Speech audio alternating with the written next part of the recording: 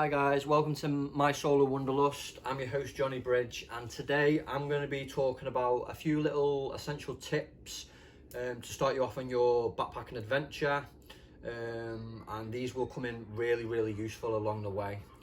So I just need to point out, if you do hear the seagulls walking, I do live in the city centre of Liverpool, and it's the start of spring here, so it's mating season, so they are going a little bit crazy. So if you do hear it, that's the reason. So my first tip would be, this may sound so trivial, but flights. Book your flight as early as possible. This will save you an absolute ton of money that you can use when you're away backpacking. If you leave it last minute, a week, a couple of weeks before, even a month before, the price will double compared to what you'll be paying like 3 or 4 months prior. So I'd really suggest, as soon as you've got your money, book your flight, because when you don't book your flight, it doesn't seem real. So you're a bit lackluster about doing your research, but as soon as you press that pay button and you've got your flight there and you've got your date that you know you're going to be traveling, it'll really inspire you and motivate you, and then you can start beginning your research and planning on where you want to go and different things that you want to see. So just book your flight as early as possible. Another thing to remember when booking your flight is, if you're flying into one destination and you're leaving another destination, make sure you keep that in mind. If you go on Skyscanner, there's a little simple thing, multi-destination, multi-city, where you type in your start destination and you type in your end destination. So say for instance, I was flying into Medellin, travelled around South America for 3 months, and then I left Rio de Janeiro.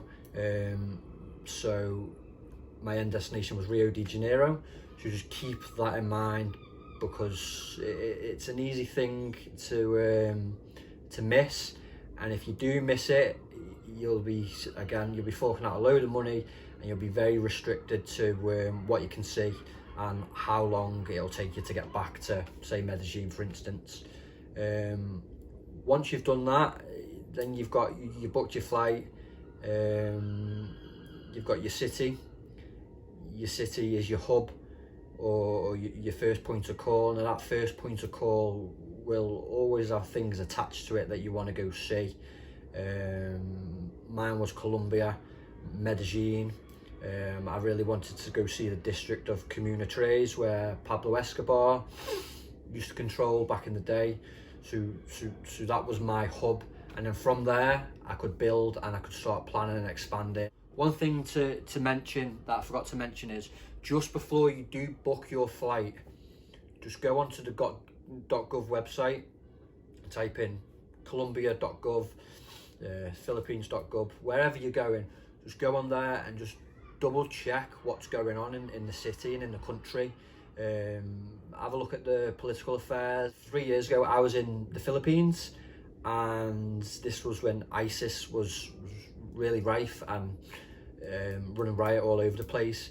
And if I hadn't have looked on .gov, the website, Philippines, I would never have knew that ISIS were active in certain areas, and it would have got me into a whole lot of trouble.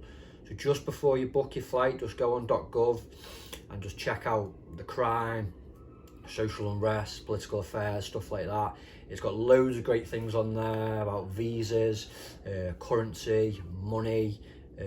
Just go on there, check it out. It's well worth a check out, and it'll just give you that peace of mind when you step off the plane and you're in your destination. Just a couple of other little points on your flights, guys. Just make sure when you are booking your flights, you've got your baggage allowance, and you know what your baggage allowance is. Because if you go over that limit again, you'll be paying a lot of money. If you turn up at the airport with your big massive backpack, which I'll talk about in a few minutes, when you turn up at the airport with your big massive backpack and you're told that you're over your limit, you'll have to take stuff out, and if you don't have any room, you'll lose some of your stuff. So just make sure you know your baggage allowance, and when you've got your backpack, just weigh your backpack beforehand. You can get a little weighing tool and you'll be able to just weigh your backpack. If it's 20 kilos or whatever, you'll be able to see your limit. So this will save you the hassle of getting to the airport and having a shock surprise of knowing that you're over by a good couple of kilos. With your backpack in mind, we all know it's in the name, backpack. It's the dream to carry the big backpack around with you, but just keep in mind when you are packing your stuff, just take what you need. I know this may be hard to a novice, you're not too sure what you need, but just try and minimize everything that you need to take with you, because I guarantee you, if you're taking a big massive backpack with you, you'll only see the top half of it. You'll take your t-shirts out, you'll throw them back in, you'll do your laundry or whatever. You hardly ever see the bottom part of your backpack. So if you're going away for, say, I'd say 3 months, I would use something a little bit similar to this size. This is what I used for all my backpacking trips, South America and my 2 trips around Asia. Everything I needed was in here. Packed it all nicely, which I'll be doing another little video on shortly. Yeah, so another little thing to check out is, again, another trivial thing, but just make sure when you're going to your next destination that you double check your date of when you're leaving, because I made the mistake of turning up at the airport in Japan a day late, and it just messed my whole plans up, and I had to pay for a new flight. I ended up having to sleep at the airport in Japan, which was really cool because I woke up to the sun rising on the airport roof. But this was a little rookie mistake that I made, because you can kind of get lost in the moment and you're off doing your thing, you're off on your adventure, and you just think in the back of your mind, right, I need to go there this date, but you don't check. So just double check the date that you're actually flying, and it'll save you the hassle of forking out an extra bit of money or being a Tom Hanks and living life in the terminal for a few days. Another little pointer on flights, guys, is just try and use your flights as sparingly as possible, because with bus journeys you're paying for the view, and some of the things that you see when you're on buses and the experiences you see on buses, it's unbelievable. You'll stop off in little towns, you'll have some food, and you'll get chatting to people that you would never ever have met if you take a plane journey and you're sitting on a plane for a couple of hours staring out into the window and looking at the clouds. So one thing to do, guys, is when you have booked your flight is, I know nobody really wants to fork out the extra money, we want to save everything that we can for our backpacking experience, but get yourself some insurance. Because when you're on your journey, you'll be doing things, you'll be doing crazy things, you'll be climbing mountains, you'll be kayaking in the sea, you'll be up to all kinds of stuff. So just get yourself some cover, just in case anything does go wrong, or if you lose your phone, or if you lose some money, just you'll have that little bit of sense of security. When you are looking through your insurance policies, just make sure you read the small print, because there can be some fine details that you'll miss and you think you're covered and you won't be covered. Say for instance, when I was in South America, I did a lot of trekking high in the Andes, and certain insurances only cover you to a certain point of altitude. So anything past that point, if I got sick or if I got unwell due to altitude sickness, I wasn't covered. So I had to go through quite a lot of insurance policies just to make sure that I was covered, reading the small print.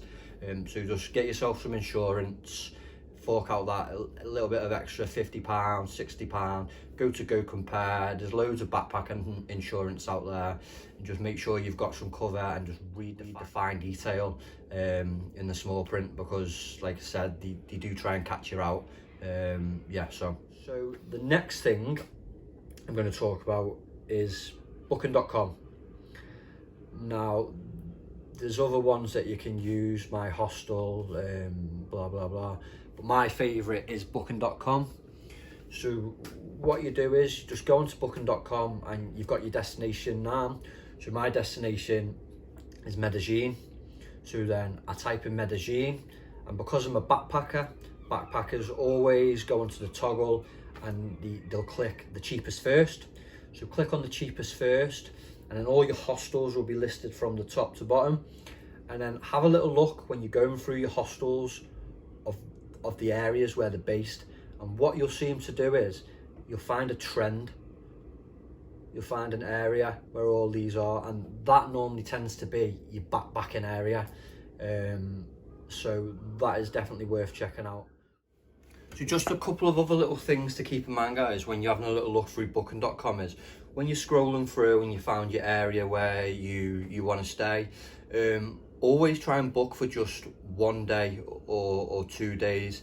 Don't book for 5 or 6 days, because what you'll find is when you're at your hostel, you start speaking to a few different backpackers, and they'll tell you about a few new places that you never thought to explore, and you might decide to go off with them for a few days, or you might just be a bit spontaneous. If you're restricted to the booking for 5 or 6 days, then you're a little bit more tied down. And if you do decide to just leave, you'll be spending quite a lot of money in doing this. So I really would advise just book for a day or two, and then when you move on to your next place, have a little look through, book for another night there, and just keep doing that consistently. I would never book your hostels in advance. I'd only book the next hostel that you're going to 24 hours beforehand. When you're having a little look through as well, I'd always try and book somewhere where breakfast's included. This is pretty much the same price you'll be paying anyway, so it's a nice little treat to wake up to in the morning, have a little bit of breakfast, chat to a few backpackers, and then go off and do your own thing. When you are looking, always try to book somewhere with a cancellation policy, because this will save you the hassle of forking out money again. So if you've booked somewhere and then you get chatting to somebody, or you find out about a new place, you can just literally cancel the booking and you can go off to the new place and do your own thing. One final thought when you are looking through booking.com is to, when you're scrolling through, have a look and check out to see whether they offer a airport shuttle. This will come in really useful because you've just got off your flight, you're in a foreign country, you're a little bit tired.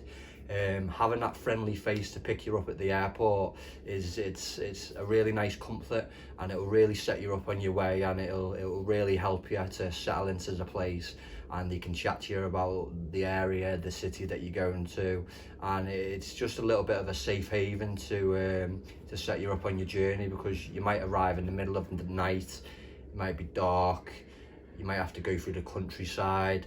So just having that little sense of security there it'll really go a long way. Another thing to check out, guys, which will come in really useful, is a website which can be downloaded onto an app on your phone. It's called Rome to Rio. Now this is a transportation app where you can type in where you want to go, and it'll bring up a list of all the means of getting there. So you'll have your train journeys, you'll have your bus journeys, you'll have taxi routes. It'll tell you the time for how long it takes to get there, and it'll tell you the cost as well.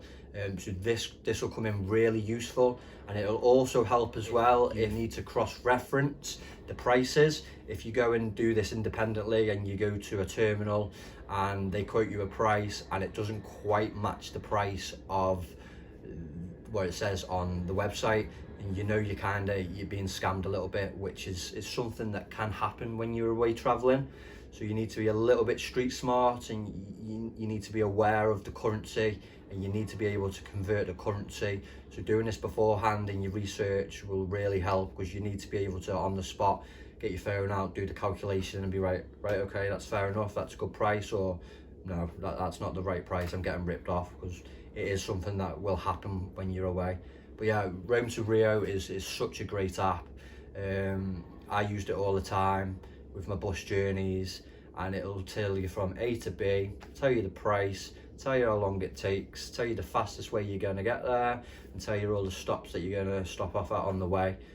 So it's really good to check out, and it'll give you it'll help you out, and it'll give you a little bit of comfort along the way, because there will be a language barrier, and at times you'll turn up at a terminal and you'll ask for a certain bus or how to get to a certain destination, and then they'll just wave you off, or they won't understand you, or they'll send you to the wrong bus, and then you might have missed that bus and then you might be waiting another 24 hours for the next bus. So it's really helpful. So just have a little look around and then plan your route, and then it'll make a big difference to your journeys. A couple of other little apps that will come in handy when you're away. They may sound a little bit trivial, but honestly they make the world of difference. So the first one, Google Translate. Download Google Translate because you're in a foreign country and you're speaking the foreign language, and if you're quite new to it and you know what I mean, you only know the basics, you type in whatever you need to say and you translate it, and you show the person at the bus station, for instance, they'll get it straight away, and it will really help you along the way. Even when you're in a restaurant and you're trying to order food. I remember in South America, when I first arrived, I was trying to order food in a foreign language, and more times than not, the food would come out and it would be completely wrong. So just download it, and then what you can do is, once you've downloaded it, you can hover the phone over the menu and it will translate it into English or German or whatever language you need it to be, and it really helps. Another little great app to use is an app called Maps.me. Now this can be used offline. It's a little bit similar to Google Maps, but it can be used offline, and what you do is, or you just, when you're at your destination, get some Wi-Fi or internet connection, download the place where you are and download the next place that you're going to. And then when you arrive at that place, you just click on the map and it comes up and it's there for you. So if you ever need to walk around the city, or if you ever need to navigate from A to B on foot, or if you want to see how long your journey's taking when you're on the bus or the train, just get your app out and you can see, oh right, I'm here, all right, I'm there, just so you know where you're going. Sometimes you want to know where you are because you might be in the middle of nowhere in the mountains or in the hills, and you might be thinking, where am I? Am I going the right way? Am I on the right path? Just grab out your Maps.me app, have a little look, and you'll be like, oh right, okay, we're on the right direction. It's going to take me about 30-40 minutes to get there. It's going to be fine. And it'll have your hostel at the end. If you pinpoint your hostel, it'll have your hostel there. So when you get off the bus terminal, you can literally jump straight into a taxi, or you can walk around and you can just show the taxi driver. So just a few final thoughts, guys.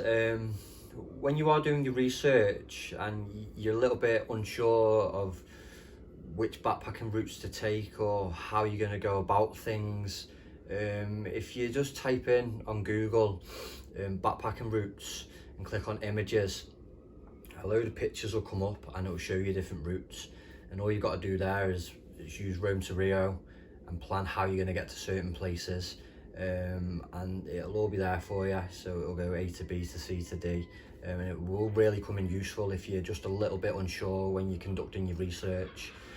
One other little thing that I do is I'll go to a certain amount of agencies, travel agencies, which have backpacking trips and adventures and expeditions in them, and I'll get a load of the brochures for like Asia, South America, Europe, and usually in the brochures they will have maps, and they will usually have all the top destinations and all the best destinations to go.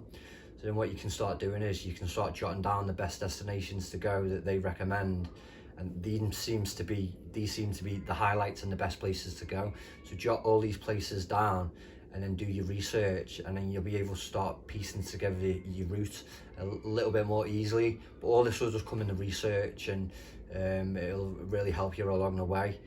So that is the end of my video. Thank you very much for listening, and tune in next time when I'll be doing a short video of how to pack your backpack and what to take and the essentials you need, and this will really help you on your journey. Stay tuned, guys. Take care.